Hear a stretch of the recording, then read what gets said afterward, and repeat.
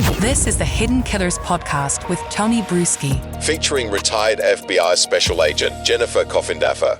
One more point on this before we wrap up talking about this story. It's the missing shoe. Let's listen to some testimony there. Do you recall how Mr. O'Keefe was dressed when you first get over there? I believe he was wearing a hoodie, like a sweatshirt and jeans, and remember he had one shoe on, but forget which shoe it was.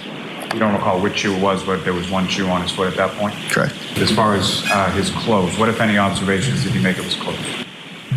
The notable observation that I made was that he was missing one shoe, his right shoe. You were standing next to the body. Yes. And you were obviously looking around. You noticed some footprints. Yes. And you even noticed some lack of footprints. That's correct. So you were being observant of the area of the body. Yes. And the area adjacent to the body. Yes. You were looking for anything that might have been out of place? Yes. Anything of any evidentiary value, correct? Yes. You never located or otherwise observed John O'Keefe's missing shoe? No. And what also stuck out in your mind is that he had only one shoe on, correct? Correct. From your memory, you're not sure if it was the left or the right shoe, but it was one of those, correct? Correct. And you did not see another shoe or the matching shoe in the area anywhere around where he was lying, correct? Correct. And to your memory, you never saw that other shoe, correct? Correct. His clothes do matter, but it's on the list of priorities, not huge. So by the time we figured out he was missing one of his shoes, we were already at the hospital at that point. Would that be something that would have been removed by one of you or one of the other firefighters while he was on the ground?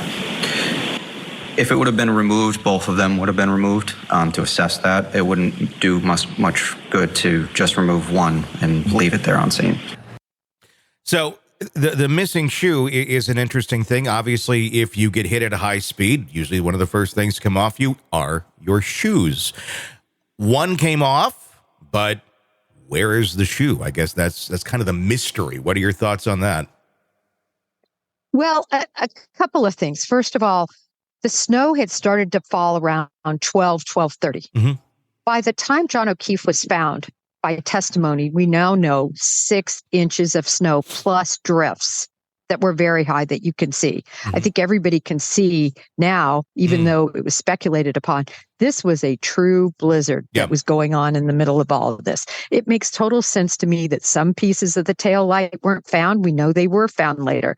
We know that the shoe wasn't immediately seen. It makes sense to me. There was 6 inches of snow.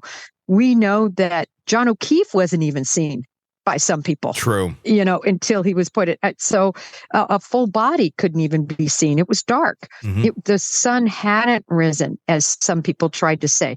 There wasn't a big street light. The only people that could see him, at least according to testimony, was the officer that used the spotlight. Mm-hmm. He could see him right away. Yeah. But other than that, until people started being around him, that's what, and of course, Karen Reed immediately saw him. She knew right where to go. Yeah. She knew right where to go. But the foot. So just a couple of thoughts, and I can't wait to hear from the state's reconstruction experts. The defense is also going to have some experts, but my understanding is they are engineers.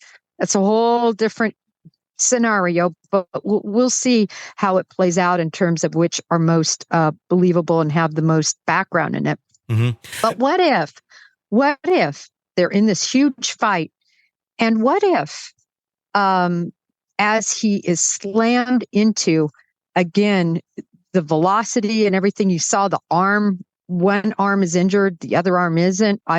I believe that's because that's the hand he was holding the glass in. Mm-hmm. And we know there's pieces and fragments of the glass he took from the waterfall bar on the bumper. Mm-hmm. His hair is on the waterfall bumper. Mm-hmm. His DNA is embedded into pieces of the taillight. Mm-hmm. We know that that the taillight fragments, the microscopic fragments, are embedded in his clothing.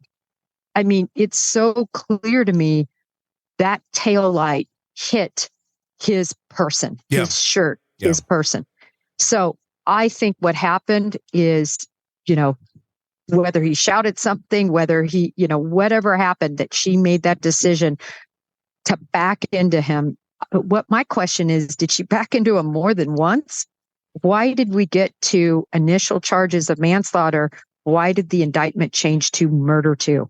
Yeah, I can't wait to see what more they have. Another thought on the shoe? Snowing, snowplow. If it's in the road, if it flew off somewhere, they're going to start cleaning the streets at some point. Could it have just been not necessarily a cover-up, somebody hiding it, this or that? Could it have just been brushed away and nobody did see it at that moment in time? Because at that moment in time, it was being looked at as not necessarily a crime scene. It was being looked at as this is a horrible accident that just occurred here, and we got to go and try and save this man's life. So I'm wondering if it's just something as simple as that. Yeah, very, very true. I think the elements were huge here. The lack of being able to see and the wind blowing up drifts and 6 inches of snow. That's a lot of snow. Yeah. Easily covering 1.5 inch tall shoe. Yeah, that's very, very true. So many questions. We'll see what the next week brings, and we'll be back to discuss it then.